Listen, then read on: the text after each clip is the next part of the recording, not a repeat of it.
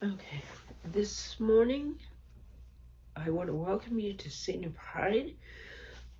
As you may have noticed in the last few episodes, I've been kind of talking about, economic issues related to aging, um, economic issues worldwide, possible solutions, all these kinds of things.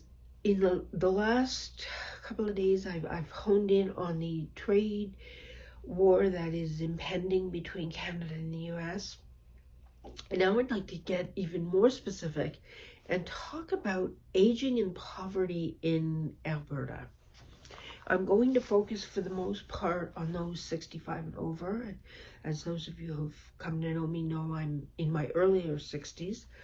But I think it's important to address this issue because it's one that, like so many issues of aging, is hidden, especially around poverty. And Alberta being one of the wealthier provinces in Canada, those of us, and we are a significant number of older people over 60s who are living in poverty, are simply not recognized. No one knows we exist. Most of all, the government. So we live in what is a strongly resource-driven economy here in Alberta. And by the way, even though I'm talking about Alberta, this applies worldwide because some of these issues are universal. Many of them are universal. So give it a listen. But yeah, we're a resource-driven economy, and yet we have a significant number of older people who can't even meet their basic needs. We have issues that include inadequate government supports, strained healthcare system that is being decimated by a government who shows no interest in increasing healthcare as the population ages. In fact, they're, as I said, decimating it. And we see systemic marginalization of certain communities, and that includes older people.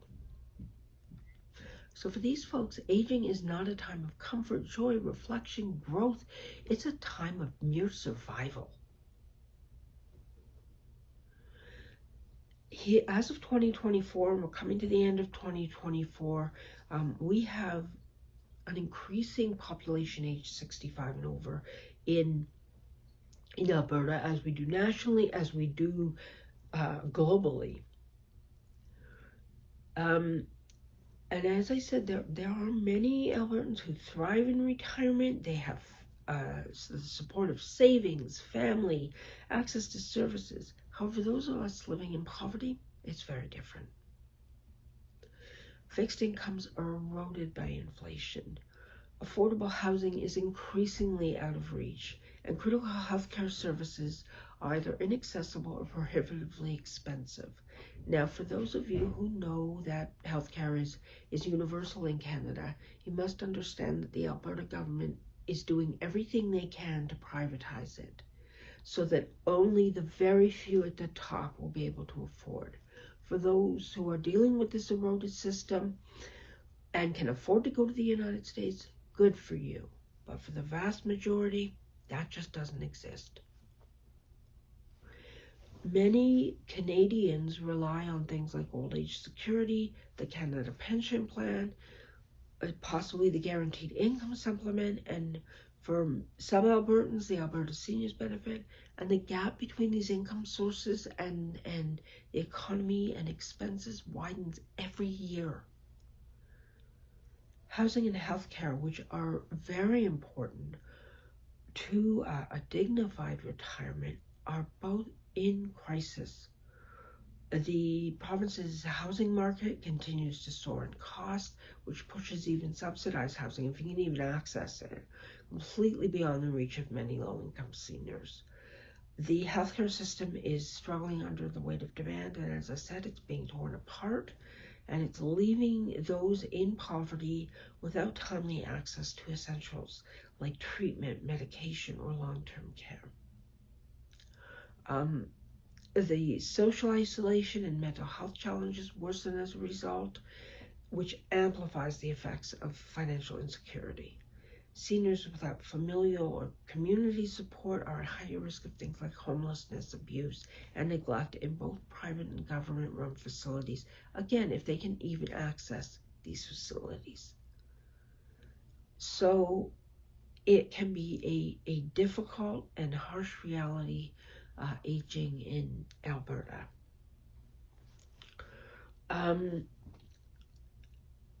I want to address again the fact that Alberta is perceived as a very wealthy province, and that is great for the people who have been able to benefit from it. But for the many, many, many seniors, this is not the case. For seniors who are living in poverty, day-to-day survival requires balancing precarious incomes, untrustworthy incomes against escalating costs for essentials like housing, food, utilities, transportation, and they can't meet all those needs. With the rising cost of living, it is particularly affecting older adults. Younger populations have opportunities to increase earning through employment or education, while seniors are reliant on government benefits or modest retirement savings and have few avenues for economic prosperity and mobility. Housing costs, utilities, groceries, transportation dominate our monthly expenses, but these essentials remain increasingly out of range for our 65+ population and for those younger living in poverty. The affordability crisis is perhaps most stark in Alberta's housing market. Seniors who rent face relentless rent hikes, particularly in urban areas such as Calgary or Edmonton. And there's the issue of gentrification, which leads to even reduced affordable housing options and drives costs higher. For those who do own their own homes, property tax increases and rising utility bills create additional financial strain. Furthermore, necessities such as groceries have become alarmingly expensive. This is driven by supply chain disruptions, inflation, and the province's high dependency on the import of produce in colder months. This will get even worse with the trade war with the United States. It's not going to get better, folks. It's going to get worse. In rural areas where public transportation options are limited or even non-existent, many seniors absorb the cost of fuel or rely on inadequate community transportation to access essentials such as groceries, medical care, social services.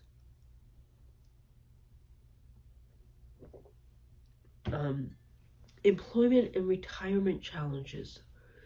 For many seniors in Alberta, poverty is the product of a lifetime of insecure or precarious employment, leaving without sufficient savings or pensions. So, for example, the CPP, the Canada Pension Plan, relies on your employment history.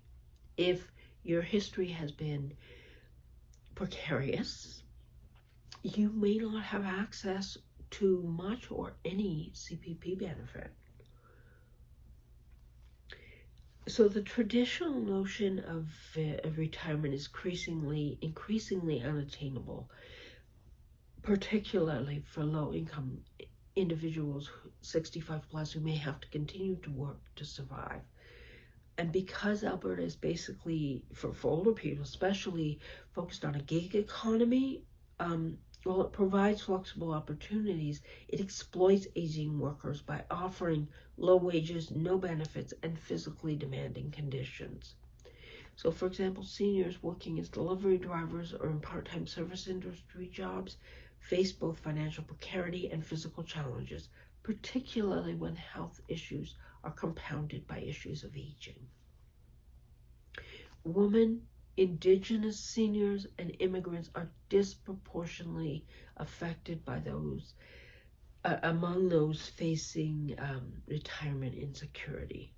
These groups are often, they entered the workforce at a disadvantage, earned lower wages, and worked in industries that did not provide robust pensions.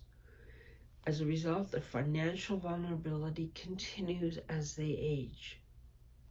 Many seniors in poverty rely on, again, the CPP, the Canada Pension Plan, but that is dependent on their work history. Old age security, but that is a very low benefit of about $700 a month at this time. And while these are certainly helpful, they will not cover the cost of living. There is the ASB, or Alberta Seniors Benefit, which is intended to provide additional support, but they believe that after you pay rent, you can live on $357 a month. Apparently, none of the people involved in this program have ever tried to live on $357 a month. But and there's also the GIS, the Guaranteed Income Supplement, for low-income seniors who have no real sources of income. But the fact is, they all have eligibility thresholds. They all exclude many who are struggling to survive. So what are some government support programs that have insufficient safety nets? Well, I've already talked about them, but I want to go a little more into detail. So, for example, as of 2024, the maximum benefit from CPP and OAS would be $1,700 per month. That doesn't even cost the rent, the cost of rent in a one-bedroom in Edmonton or Calgary.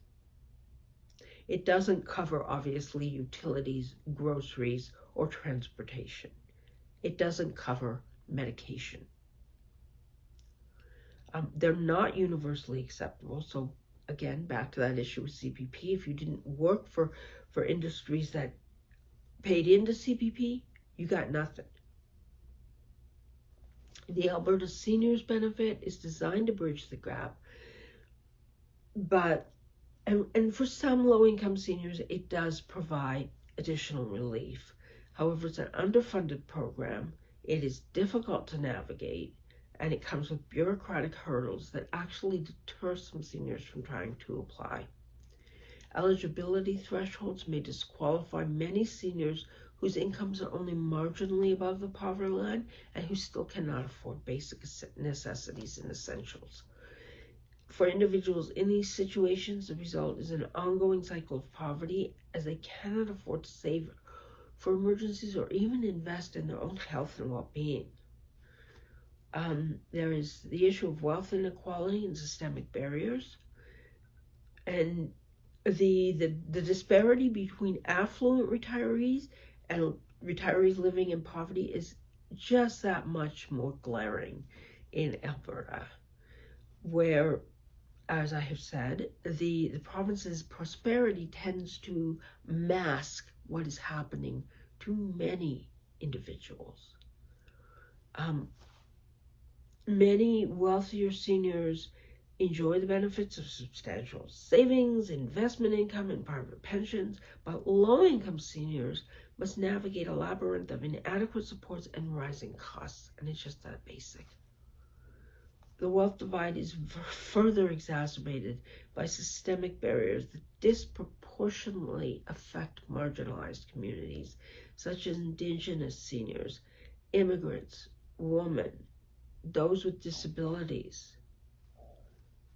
Indigenous seniors face particularly acute challenges due to the intergenerational effects of colonialism and systemic discrimination.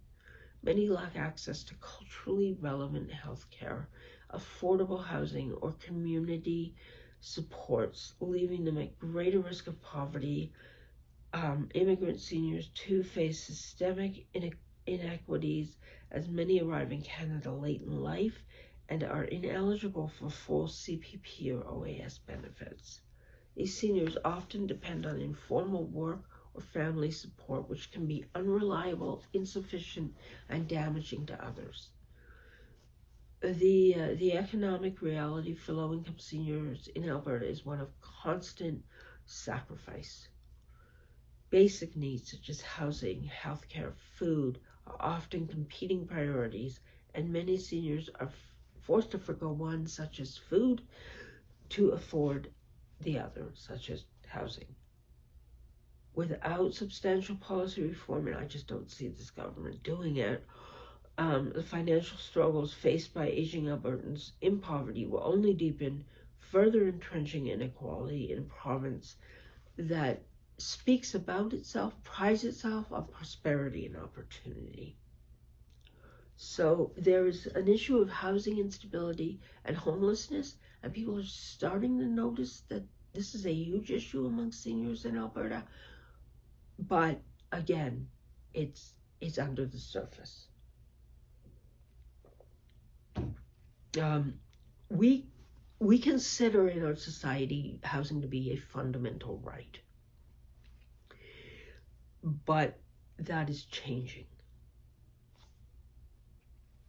The province here faces an incredible housing crisis, which is characterized by rising rents, inadequate affordable housing, long wait lists for subsidized housing, and seniors on fixed incomes are disproportionately affected as the gap between their limited financial resources and soaring housing costs continues to widen. The result is widespread housing insecurity, substandard living conditions, and for an increasingly alarming number of seniors, homelessness. I'm going to give some examples here. Calgary and Edmonton. Now, it depends where you look. The prices range. If you want to move into an area where it's substandard and you're not safe, you can get housing for $1,100 a month. Oh wait, you can't afford that. But hey, the averages for one bedroom in Edmonton is above about $1,400 a month, while in Calgary it's above about $1,500, $1,600, $1,700 a month. So if you're relying solely on OAS, Old Age Security, or Canada Pension, that's your income for the month. You don't have anything for essentials such as food, utilities, and medication, healthcare. Rural seniors aren't necessarily spared from this. Their housing costs may be lower, but they face other difficulties such as a lack of rental options, and that's becoming increasingly true in the urban areas as well. And limited public transportation, inadequate access to healthcare and social services, also increasingly problematic in urban areas. Those who live in rural areas live in aging homes that require costly repairs to remain habitable, but they simply lack the financial resources to address these issues. Living conditions and subsidized housing, this needs to be addressed. It's intended to provide low-income seniors with affordable and stable living environments. However, the reality of such housing often falls short. Alberta's subsidized housing programs are underfunded, and demand far exceeds supply, leading to years-long wait lists that leave many seniors literally in limbo. Those lucky enough to secure a spot in subsidized housing often find themselves living in substandard conditions, poor maintenance, pest infestations, inadequate heating during harsh winters, and inaccessible designs that fail to accommodate mobility issues are common complaints among seniors in these facilities. The building I live in, the heating system has been out of whack for basically the entire time this building has been open. I've been here 6.5 years. Some of the rooms, like my room, is frequently so hot that it's unbearable. It's above 28 degrees while it's minus 20 or 30 outside. Other rooms have no heat. We also have frequent floods in the building. The septic system is aged beyond repair, and the repairs that could be made, they will not put the funding into. So the building is crashing down. It is a tinderbox. I expect that one day this building will just explode. It will burn. It will it will either flood or it will burn or both. It is a horribly old building, and it is in extreme disrepair. They have found pests. They don't, when they find them in one person's room, they never tell the others. When we find out about it and we say something, again, nothing is done and we are retaliated against.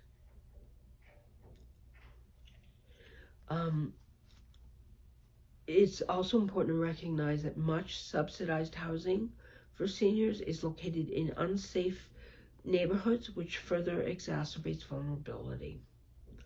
So for seniors, disabilities or chronic illnesses, the lack of accessible features such as elevators or wheelchair ramps creates additional barriers to just a dignified and respectable life.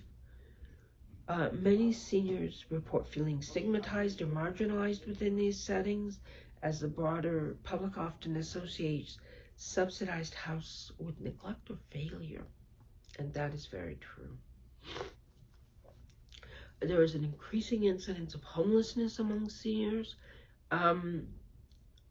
We traditionally think of homelessness as a youth-oriented kind of situation, but there has been, as I said before, people are noticing the number of older people experiencing homelessness. This demographic shift reflects the cumulative effects of economic precarity, insufficient savings, and the inadequacy of social safety nets. For seniors in Alberta, a single financial setback, such as a rent increase, a medical emergency, or the loss of a partner, can be the factor that pushes them into homelessness. Homelessness among seniors does take many forms, as it does with young people. It can be anything from living in shelters to couch surfing with family or friends, or even sleeping in their vehicles. The physical and emotional toll of homelessness is particularly severe for older adults, whose health and mobility often deteriorate quite rapidly under these conditions. Seniors without stable housing are more likely to suffer from chronic illnesses, malnutrition, and exposure-related injuries during our very harsh winters. They are also at greater risk of mental health issues, such as depression and anxiety, which are compounded by the stigma and the isolation of homelessness. The role of rent increases and evictions is significant. For example, the rising prevalence of rent evictions, which displace seniors, is huge. So rent evictions occur when landlords evict tenants under the pretense of performing renovations, only to actually relist the units at a significantly higher price. Seniors, who are often long-term tenants paying below market rates, are frequent targets of rent evictions. Once evicted, many are unable to find or afford any alternatives and are forced to move into unsuitable or unsafe conditions, or at worst, become homeless. In addition to rent evictions, seniors renting in the private market face frequent rent increases that outpace the annual inflation adjustments to their fixed incomes, with few tenant protections in place, and those that are in place are not enforced in Alberta. Many seniors feel powerless to negotiate or resist these increases. The resulting displacement uproots them from their communities, their healthcare providers, and support networks, and further isolates them. It is on this note, excuse me. On this note, when I spoke with I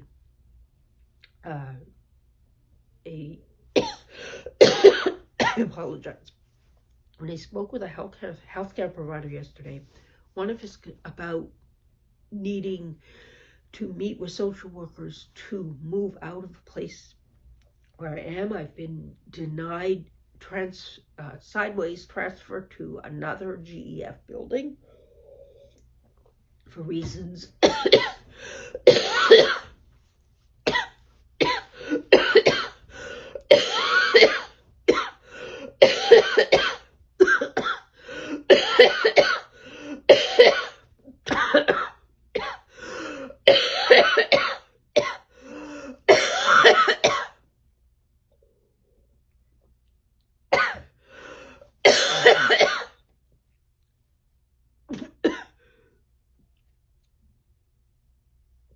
I have been denied sideways transfer to another GF building for reasons that apparently have no relation to me. And so I asked for to be referred to social workers to find alternative housing, and of course I had a healthcare provider whose first concern was that I was looking outside of my community, that I would be willing to move to a different part of Alberta out of desperation, which means I would no longer be able to access the healthcare, that the limited healthcare as it is that I have been accessing. This is of great concern. We are dealing with a system in crisis. Alberta's housing instability and poverty is not simply the result of market forces, but also of systemic policy failures. Decades of underinvestment in affordable housing, combined with weak tenant protections, have created a perfect storm for vulnerable populations. While there are community organizations and nonprofits attempting to address these challenges, they have limited resources which are stretched thin, and they simply cannot meet the growing demand. Addressing this crisis requires bold action. Increased funding for affordable housing, stronger regulations that are enforced to protect tenants from eviction and rent gouging, and targeted support for seniors with disabilities or health conditions are essential steps. Without these interventions, Alberta increasingly builds a system where aging and poverty is synonymous with housing instability. Now, inadequate housing and abuse in seniors' housing needs to be addressed. For low-income seniors in Alberta, the promise of safe and supportive housing often falls far short of reality.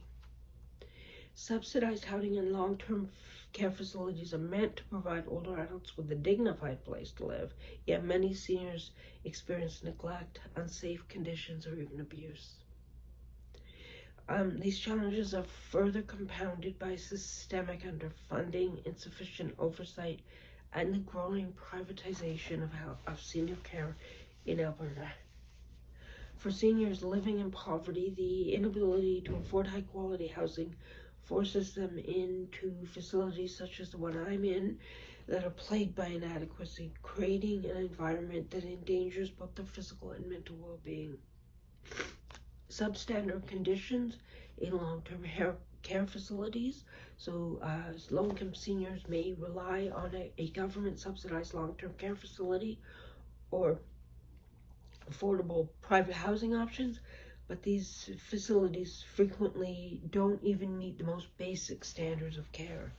And there are reports from Alberta that are clearly, they express the abuse, the neglect, the unsafe conditions in some of these homes, and this includes things like unsanitary environments, inadequate food quality, poorly trained or overworked staff. For some seniors in these facilities, they have described being served low nutrition meals. They lack fresh fruit and vegetable. They're receiving portions so small that they go to bed hungry. residents who need physical assistance may have to wait hours for using the bathroom or to have their medical needs addressed, leading to physical injuries and quite preventable complications. Staff shortages are a major issue. Care homes that cater to low-income seniors go underfunded and cannot hire or retain enough staff to maintain the needs of residents. This leaves remaining staff members overwhelmed and unable to care for seniors at the level provided. Basic tasks such as helping seniors bathe, administering medications, or providing emotional support are frequently delayed or they're just not done. For residents with complex medical conditions or mobility issues, these delays can be devastating. And when I say devastating, I mean life-ending. The reality of abuse and neglect in seniors' homes it's rampant, and those who are living in poverty are the most vulnerable to these abuses. Alberta has seen multiple incidences of seniors in care facilities experiencing physical, emotional, and even financial abuse. These incidents tend to go underreported or unreported because seniors may feel powerless to speak out for fear of retaliation if they do. And I can tell you that speaking out has led to retaliation. I am paying for being vocal. They do not like people speaking up. Neglect, which is the most common form of abuse in long-term facilities, can manifest in various ways. Seniors may be left unattended for hours at a time, resulting in falls, bed sores, or worsening health conditions. There may be poorly maintained equipment such as broken wheelchairs, malfunctioning heating systems, further jeopardizing resident safety. Emotional abuse such as belittling, yelling, or ignoring is another pervasive issue that erodes the dignity and mental wellness of seniors. Beyond the physical and emotional harm, financial abuse is also significant. Low-income seniors who are dependent on government subsidies to pay for care are often vulnerable to predatory practices such as hidden fees or unauthorized deductions. In some cases, caregivers or staff members exploit their access to residents' or personal finances, leaving seniors even more impoverished than they already are. So how do we escape abusive housing when there are so many barriers? Well, let's talk about the barriers. It's often, as I've found, quite impossible. High-quality private care homes are prohibitively expensive, with monthly fees exceeding $5,000 in many cases. These facilities, though better staffed and equipped, remain out of reach for many Alberta seniors, those who rely on fixed incomes, for example, from government subsidies. The long wait lists for subsidized care homes, coupled with limited availability of nonprofit housing, leaves us with few alternatives. Seniors who attempt to report abuse or unsafe conditions often experience systemic barriers. They may fear losing their place in a care facility. They learn the hard way to mistrust in oversight mechanisms, and there may be a lack of family or community advocacy, and these all contribute to the silence surrounding abuse. So, for example, I did make a human rights complaint. It was never addressed, and retaliation was the result. Alberta's regulatory framework for care is insufficient to address widespread issues. Inspections are often infrequent, and enforcement measures against offending facilities, even if an enforcement measure is supposedly there, it's weak. As a result, many seniors feel trapped in environments that compromise their safety and dignity. There are unsanitary and unsafe conditions in seniors' housing. So outside of long-term care facilities, affordable housing options for low-income seniors are frequently plagued by unsanitary and unsafe conditions.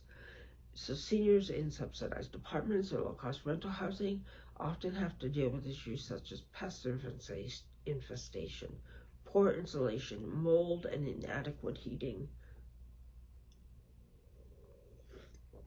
And since I'm already screwed anyways, we do have mold in this building. They don't want you to know that, but it's true. These conditions are particularly dangerous for seniors. They're dangerous for all, but they're particularly dangerous for vulnerable populations such as seniors, like cold, damp, unsanitary environments. There are a lack of accessibility features in many of these places, such as elevators, ramps, or even grab bars, which further limits the ability of seniors to live safely and independently. Seniors with disabilities are especially impacted. So inadequate insulation and heating systems in older housing can exacerbate respiratory issues or arthritis during Alberta's harsh winters. Meanwhile, poorly maintained stairs, narrow doorways, and lack of grab bars can lead to falls and injuries. For seniors on limited incomes, the cost of moving to a safer, more accessible home is often prohibitive, forcing them to remain in unsafe living conditions. There is a psychological toll of abuse and neglect. There is an impact of living in abusive or inadequate housing that extends far beyond physical harm. It leaves deep psychological harm. Many older adults feel a profound sense of shame and helplessness when they cannot afford better housing or care. Isolation is common, and it is exacerbated by neglectful or abusive behavior. For residents who have limited social or family support, care facilities and subsidized housing are often their last resort. And when these environments fail to provide safety and dignity, seniors can experience severe depression, anxiety, and a loss of hope. And you may want to look at my video on abuse in or neglect in the seniors' homes and resultant suicide, because that's where we're going. Seniors in abusive housing situations face significant challenges in advocating for themselves.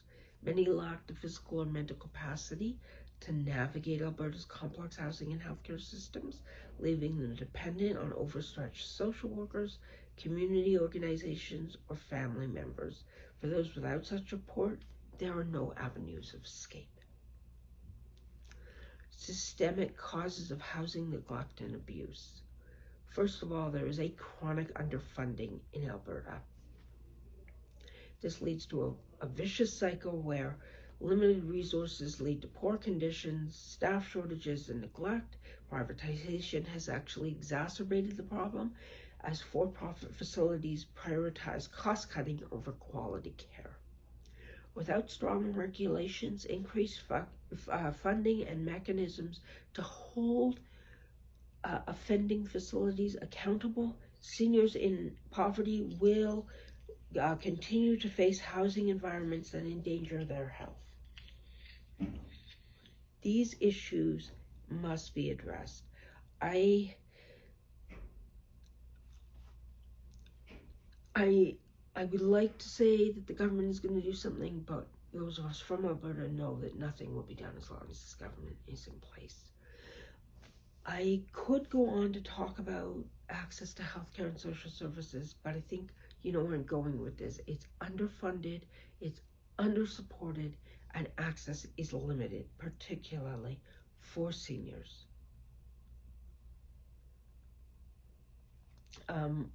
Social services is strained and no longer has the support, again because they're underfunded. They keep on, the only employees that stay are often employees that shouldn't be there, and nothing gets done. There's nothing they can do because no housing is available. There are regional disparities. We know there's a role for nonprofits to play, but unfortunately, they are some of the ones that are engaging in these abuses. Religious organizations and cultural groups can play a role, but they need more funding, and they need to get more involved. They need to recognize what's happening out there. So I am, even though I don't feel very hopeful about this, I am asking that people wake up. I am desperately asking that you wake up. See what is happening to older people and seniors in Alberta. We do need to enhance income support programs like OAS, GIS, CPP, the Alberta Seniors Benefit. We need to actually make those reasonable for the current living situation. We also need, for those who are in that 60 to 65 group who are not yet seniors, but are experiencing issues of aging, we need to increase supports for them. And with that, I say, I can't put you through any more of this. I can't put me through any more of this. So please, as I've asked, if you've enjoyed this, hit subscribe, like, share, comment. I always respond to comments. And with that, I say to be senior, regardless of the situation, is to be proud. Hugs.